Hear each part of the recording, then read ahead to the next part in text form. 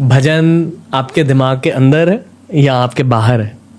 दोनों जगह है। ओके। तो वो अंदर है, इसीलिए मुझे बाहर याद आ जाता है चलाना। भजन होता क्या है?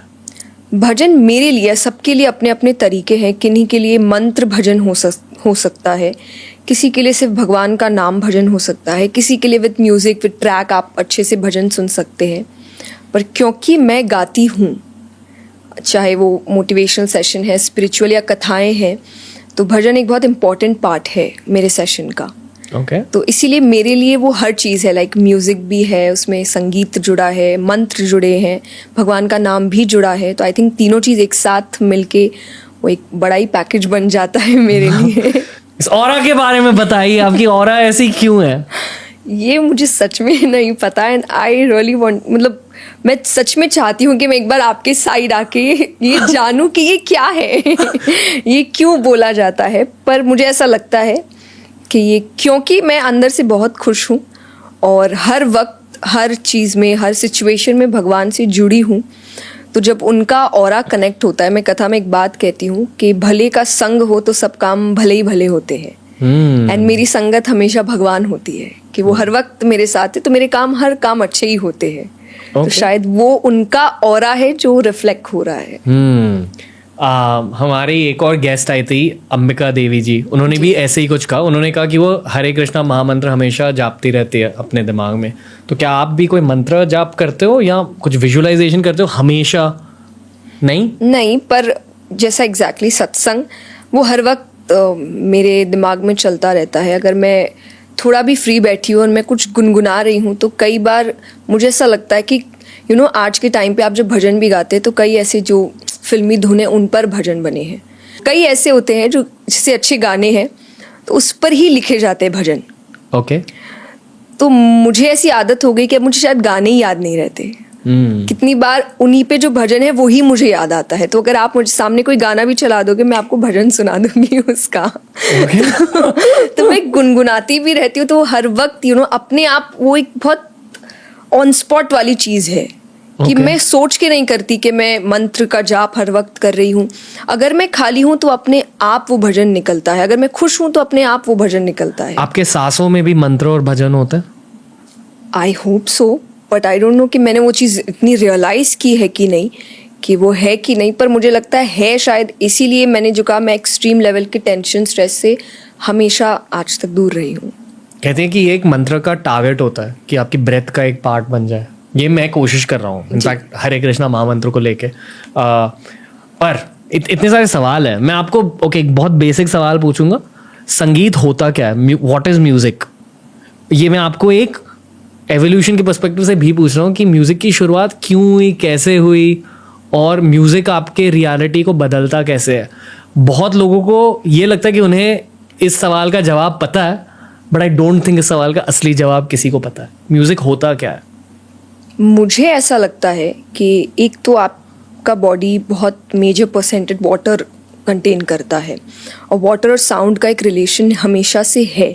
जो मैंने अपने मेंटोर से बात की थी मंत्र चैंटिंग के लिए, तो उन्होंने कहा था कि आप जब भी मंदिर या सत्संग जाते हैं, वहाँ एक अलग तरीके का आपको पीस महसूस होता है, जो एग्जैक्टली सेम मंत्र आप घर पे करेंगे तो नहीं होगा, क्योंकि मंत्रों का जाप भी एक तरीके से होता है। तो वो जब वो जाप सही तरीके से होता है तो कहीं ना कहीं, जो कहते हैं ना कि आप बैलेंस्ड होने चाहिए, तो शरीर की हर चीज़ बैलेंस में होनी चाहिए, कुछ भी अति नहीं होना चाहिए। अति अंततः क्षति किसी भी चीज़ की। तो जब आप सही संगीत सुनते हैं तो वो आपको बैलेंस में लेकर आती है, वो सही संगीत होता है। अगर कोई भी संगीत आपकी फीलिंग को एक्सट्रीम कर रहा है तो वो आपसे हो सकता है कि एक टाइम बाद गलतियां करवा सकता है। चाहे फॉर एग्जाम्पल कि आप बहुत दुखी हैं और कहीं आप ऐसा गाना सुनो जो आपको और दुखी कर रहा है, तो क्या वो आपको आगे के डिसीजंस अच्छे से लेने देगा? नहीं, तो वो गलत संगीत है। तो संगीत, इसीलिए आध्यात्मिक संगीत या भगवान के मंत्र, ये कहा गया कि ये आपके अंदर एक बैलेंस लेकर आते हैं। आपको जो कहा, टेंशन फ्री करते हैं, स्ट्रेस को रिलीज करते हैं, कंसंट्रेशन बढ़ाते हैं। क्यों? कोई कारण होगा ना। तो वो यही कि सही संगीत आपके शरीर के हर चीज को बैलेंस में लेकर आता है, वही संगीत सच्चा है। तो भारत में लोग सैड सॉन्ग्स क्यों सुनते हैं? क्योंकि आपका मैंने एक पॉडकास्ट देखा था अमोघ लीला प्रभुदास जी के साथ कि उन्होंने भी ये बात कही थी कि हम मन के बोले बोले चलते हैं। आप सैड है तो अब आपको, और मुझे समझ में नहीं आता, व्यक्ति को दुखी रहना पता नहीं अच्छा लगता है क्यों? वो व्यक्ति ही बता सकता है, बट उसको बहुत खुशी मिलती है शायद इस चीज में कि वो लिटरली अपने टेंशन को एक बच्चे की तरह पालता है। चाहे वो ओवर थिंकिंग में है, चाहे वो और बुरी सिचुएशंस को सोचने के बारे में है, या अपनी ही सिचुएशन को बार बार कोसने के बारे में है, जबकि उसको भी पता है कि नेगेटिव चीज को पॉजिटिव चीज से टाला जा सकता है, पर वो उस वक्त वो नहीं करता। फॉर एग्जाम्पल, आप दुखी है तो आपको हैप्पी सॉन्ग सुनना चाहिए ना, सो दैट आप खुश हो, ये बात आपको पता है, पर आप सैड सॉन्ग ही चलाते हैं। तो आप अपनी प्रॉब्लम को एक बच्चे की तरह पाल रहे हैं, उसको खिला रहे हैं, पिला रहे हैं, बढ़ा रहे हैं। फिर जब वो बहुत बड़ा बन जाता है तब आपसे वो हैंडल नहीं होता। मैं खुद के दुख के बारे में सोच रहा हूँ। वैसे अभी तो लाइफ में कुछ दुख ज्यादा कुछ नहीं है, पर लाइफ में जब भी दुख महसूस हुआ था मैंने उसे गुस्से में बदल दिया, और उस गुस्से को मैंने मोटिवेशन की तरह यूज किया। और वो मेरी एक रिग्रेट है कि मुझे ये नहीं करना चाहिए था, कि अगर आपके अंदर गुस्सा है आपको उसे मोटिवेशन में बदलना नहीं चाहिए, उसे एड्रेस करना चाहिए और उसे अलविदा कहना चाहिए। आप कुछ कहना चाहोगे इसके बारे में? बिल्कुल, जब हम आध्यात्म के बारे में भी बात करते हैं तो लोग यही बोलते हैं कि आपको, या पॉजिटिविटी के बारे में, ये मैं पेरेंट्स के लिए खास करके कहती हूँ। आई डोंट नो आपने ये चीज़ एक्सपीरियंस की है कि नहीं, कि जब बच्चे होते हैं ना तो पेरेंट्स, बच्चे जब गिर जाते हैं तो एक बहुत फेमस डायलॉग है उनका कि वो लोग ज़मीन को मारने लगते हैं, एंड इट्स लाइक कुछ नहीं हुआ, या चींटी है, या धरती माता अच्छी नहीं है। बट आप उस वक्त उस बच्चे को सिखा रहे हो कि जो हुआ है उसको एड्रेस मत करो।